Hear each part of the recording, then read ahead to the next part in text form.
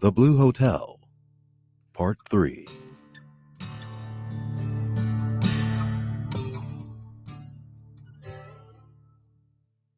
The men prepared to go out. The Easterner was so nervous that he had great difficulty putting on his new leather coat. As the cowboy pulled his fur cap down over his ears, his hands trembled. In fact, Johnny and Old Scully were the only ones who displayed no emotion. No words were spoken during these proceedings. Scully threw open the door. Instantly, a wild wind caused the flame of the lamp to struggle for its life. The men lowered their heads and pushed out into the cold. No snow was falling, but great clouds of it, swept up from the ground by the fierce winds, were streaming all around. The covered land was a deep blue, and there was no other color except one light shining from the low, black railroad station. It looked like a tiny jewel. The Swede was calling out something. Scully went to him, put a hand on his shoulder, and indicated an ear. "What did you say?" "I said," screamed the Swede again, "I won't have a chance against this crowd. I know you'll all jump on me." No, man. called Scully. But the wind tore the words from his lips and scattered them far. The Swede shouted a curse, but the storm also seized the remainder of the sentence. The men turned their backs upon the wind and walked to the shelter side of the hotel. Here a V-shaped piece of icy grass had not been covered by the snow. When they reached the spot, it was heard that the Swede was still screaming. "Oh, I know what kind of a thing this is. I know you'll jump on me. I can't beat you all."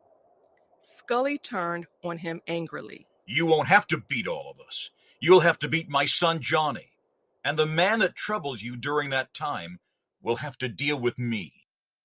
The arrangements were quickly made. The two men faced each other, obeying the short commands of Scully. The Easterner was already cold, and he was jumping up and down. The cowboys stood rock-like. The fighters had not removed any clothing. Their hands were ready, and they eyed each other in a calm way that had the elements of fierce cruelty in it. Now, said Scully.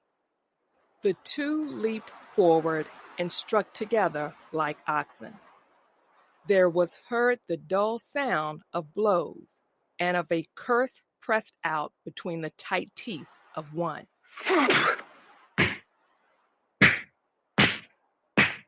As for the watchers, the Easterners held in breath burst from him in relief, pure relief after the anxious waiting.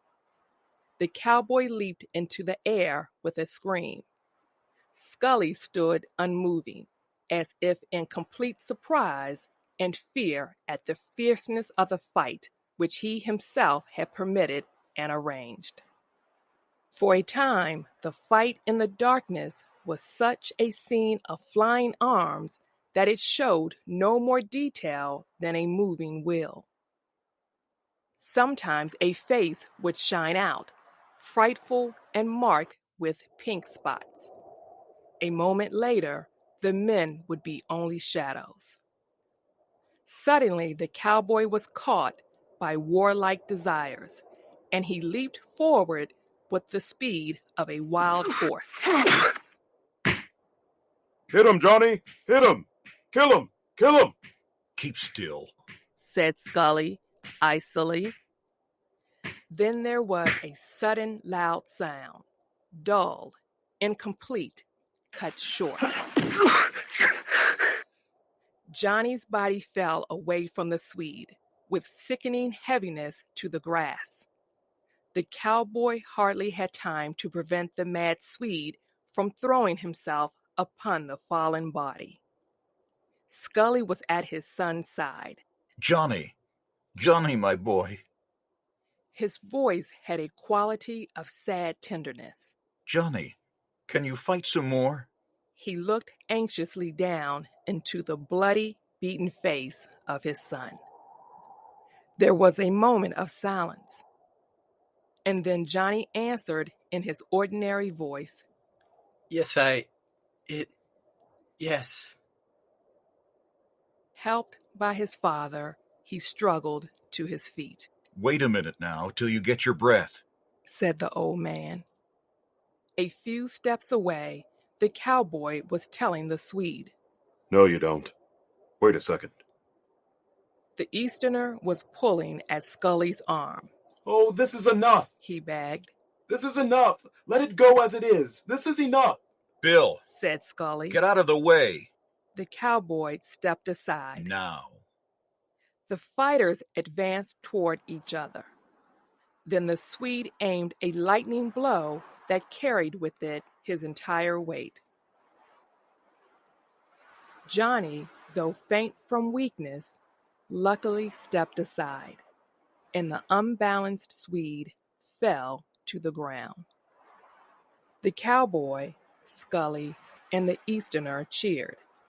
But before its finish, the Swede was up and attacking his enemy madly. There were more wildly moving arms, and Johnny's body again fell away like a stone. The Swede quickly struggled to a little tree and leaned upon it, breathing hard while his fierce and flame-lit eyes wandered from face to face as the men bent over Johnny. Can you still fight, Johnny? Asked Scully in a voice of despair. After a moment, the son answered. No, I can't fight anymore.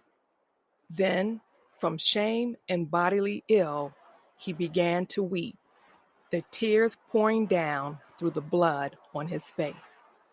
He was too heavy for me. Scully straightened and spoke to the waiting figure. Stranger, He said calmly. we're finished. Then his voice changed into that deep and quiet tone, which is the tone of the most simple and deadly announcements. Johnny is beaten. Without replying, the winner moved away to the door of the hotel. The others raised Johnny from the ground, and as soon as he was on his feet, he refused all attempts at help. When the group came around the corner, they were almost blinded by the blowing snow. It burned their faces like fire. The cowboy carried Johnny through the piles of snow to the door. Inside, they were greeted by a warm stove and women who took Johnny to the kitchen. The three others sat around the heat, and the sad quiet was broken only by the sounds overhead when the Swede moved about in his room. Soon they heard him on the stairs. He threw the door open and walked straight to the middle of the room. No one looked at him. Well, He said loudly to Scully. I suppose you'll tell me now how much I owe you. The old man, with a dull expression, remained calm. You don't owe me anything. Mr. Scully, Called the Swede again. how much do I owe you? He was dressed to go, and he had his bag in his hand. You don't owe me anything. Repeated Scully in the same unmoved way. I guess you're right. I guess the truth would be that you would owe me something. That's what I guess. He turned to the cowboy. Kill him! Kill him! Kill him! He repeated in the tone the cowboy had used. Then he laughed. but he might have been laughing at the dead. The three men did not move or speak, just stared with glassy eyes at the stove. The Swede opened the door and passed into the storm, giving one last glance at the still group.